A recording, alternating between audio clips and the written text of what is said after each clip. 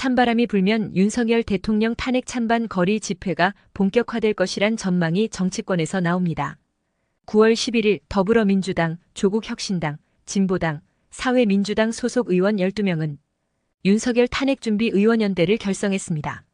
이들은 이날 국회 소통관에서 기자회견을 열고 윤석열 대통령 탄핵 소추안 발의에 필요한 의원들을 확보하는 등 탄핵 준비를 하겠다고 밝혔습니다. 탄핵의원연대에 참여한 민주당 의원들은 김정호, 강득구, 문정복, 민영배, 박수현, 복기왕, 김준혁, 부승찬, 양문석 의원 등 모두 9명입니다. 조국혁신당에서는 황운하 의원이 참여했습니다. 사회민주당에서 한창민 의원이, 진보당에서 윤종호 의원이 동참했습니다.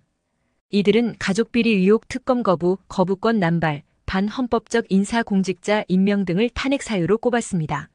이들 의원들은 국회에서의 탄핵 분위기 조성뿐 아니라 탄핵 집회에도 참석하겠다는 입장입니다. 지난 7월 야권은 윤석열 대통령에 대한 탄핵 요청 청원이 들어왔다는 이유로 두 차례에 걸쳐 관련 청문회를 개최한 바 있습니다.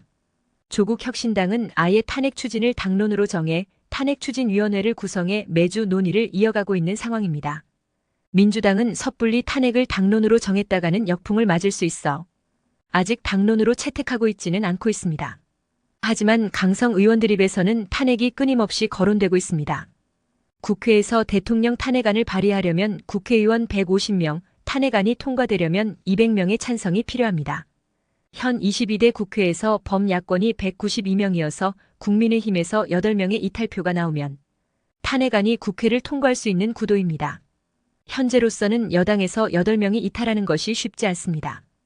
특히 탄핵안이 헌법재판소에서 인용되려면 윤 대통령을 탄핵할 정도의 위법 사항이 있어야 하는데 그 요건을 갖추는 것도 쉽지 않을 것입니다.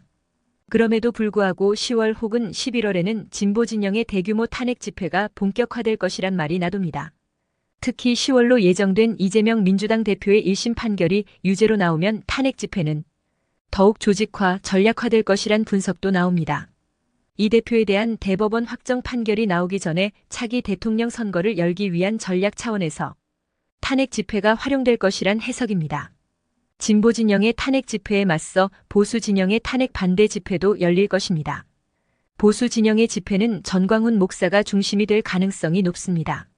즉 태극기 부대가 탄핵 반대 집회의 중심이 될 것입니다. 이들은 이미 윤 대통령 지지 집회를 갖고 있습니다. 그래서 윤석열 대통령이 심리적으로는 전광훈 목사에게 의지하고 있다는 말이 일각에서는 나돌고 있습니다. 탄핵 찬반 집회의 세대결 때문에 또 한 번 우리나라가 진보와 보수 진영으로 극렬하게 대립하는 상황이 생길 것 같아 걱정입니다.